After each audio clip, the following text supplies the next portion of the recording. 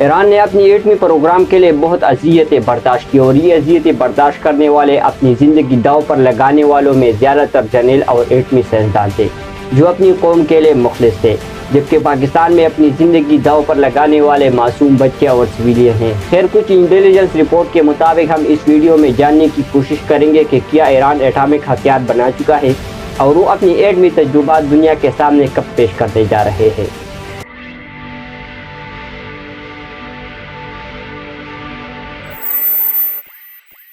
السلام علیکم۔ ایران پر امریکی حملوں سے پہلے ایران کے ساتھ 60% افزودہ یورینیم تھا اور ایٹم بم بنانے کے لیے 93% افزودہ یورینیم U-235 درکار ہوتی ہے، لیکن مزے کی بات یہ ہے کہ 60 سے 93% اب تک افزودہ یورینیم حاصل کرنے میں کسی بھی ملک کو چند ہفتوں کا وقت ہی لگ سکتا ہے اگر کسی ملک کے ساتھ جدید سنٹریفیوجز موجود ہو۔ ایران پر امریکہ نے حملے کرنے کے بعد دعویٰ کیا کہ وہ ایرانی ایٹمی پروگرام 3 سال پیچھے دھکیل دیا ہے، تاہم بعد میں جب سیٹلائٹ فوٹیج آئی تو امریکہ کے یہ دعوے غلط ثابت ہوئے۔ ان سب کے بعد تو پھر کیا ایران ایٹم بم بنا چکا ہے؟ یاد رکھیں، ایٹم بم بنانے کے لیے صرف انریچڈ یعنی افزودہ یورینیم درکار نہیں ہوتی، بلکہ مختلف مرحلوں سے بھی گزرنا پڑتا ہے۔ یورینیم کو میٹل میں تبدیل کرنا، دھماکہ خیز ڈیزائن تیار کرنا، ڈیٹونیٹر اور بلاسٹنگ سسٹم، کور کا کمپریشن میکینزم، میزائل یا ڈیلیوری سسٹم، ان تمام مراحل کو کامیابی سے مکمل کرنے کے بعد ایٹامک بم بنتا ہے۔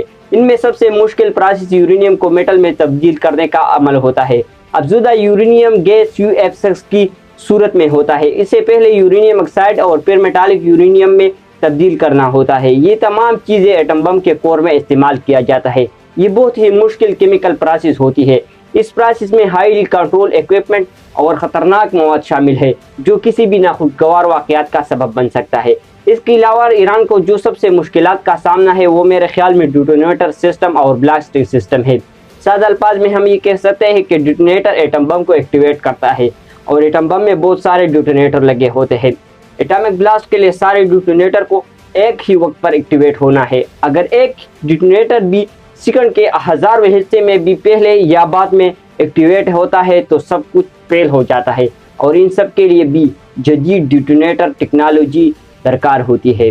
لیکن ایران کو اب بھی کچھ تکنیکی مسائل کا سامنا ہے، کیونکہ 14 اگست کو دی فائنانشل ٹائم نے ایک انویسٹیگیٹو رپورٹ جاری کر دی ہے کہ ستمبر 2024 میں ایران کے 5 ایٹمی سائنسدان روس کا خفیہ دورہ کر چکے ہیں، اور انہی دورے کے لیے ایران نے ان سائنسدانوں کو ڈپلومیٹک پاسپورٹ بھی جاری کیے تھے۔ ان سائنسدانوں میں ایک نے اپنے آپ کو روس میں کمپنی کا CEO اور باقی چاروں کو امپلائمنٹ ظاہر کیے۔ اس خفیہ مشن میں انہوں نے روس سے ٹریٹیم بائنگ کرنے میں خوشی ظاہر کی، تاہم یہ معلوم نہیں کہ ایران کو روس کی طرف سے ریڈیو ایکٹیو میٹیریلز ملے ہیں یا نہیں۔ تاہم یہ ملاقات ستمبر 2024 میں ہوئی تھی، اور اب اگر ایران ان تمام مراحل کو کامیابی سے طے کرتا ہے تو انہیں 1 سال یا 6 مہینے تک کا عرصہ لگ سکتا ہے، اور اگر وہ چاہے تو 2024 میں ٹیسٹ کروا کے 5 ایٹم بم بنانے کی صلاحیت رکھتا ہے، یعنی اس کے پاس تقریباً 2024 تک اگر وہ بنانا چاہے یا انہوں نے بنایا ہو تو 2026 تک ایران کے پاس 5 ایٹم بم ہوں گے۔ لیکن اکثر ممالک خطے میں توازن برقرار رکھنے اور معاشی پابندیوں سے بچنے کے لیے دنیا کے سامنے خود کو ایٹمی طاقت ظاہر نہیں کرتا۔ اب موجودہ ٹائم پر دنیا کے 9 ممالک کے ساتھ ایٹمی ہتھیاروں کا ذخیرہ ہے، جبکہ اسرائیل انڈکلیئرڈ ایٹامک پاور ہے۔ وہ خود کو ایٹمی طاقت نہیں سمجھتا، تاکہ خطے میں توازن برقرار رکھا جائے۔ اس طرح اگر ایران نے ایٹم بم بنایا تو وہ بھی ظاہر نہیں کرے گا، کیونکہ اس دوڑ میں پھر سعودی عرب اور مڈل ایسٹ شامل ہو جائے گا۔ لیکن جن ممالک کے ساتھ ایٹمی ہتھیار ہے، اس کو بین الاقوامی سیاست میں ایک اہم مقام حاصل ہے۔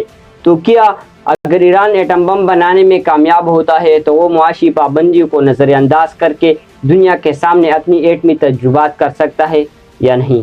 آپ لوگوں کا کیا خیال ہے؟ ہمیں کمنٹ سیکشن میں ضرور بتائیں۔ دوسری ویڈیو میں ملیں گے۔ اللہ حافظ۔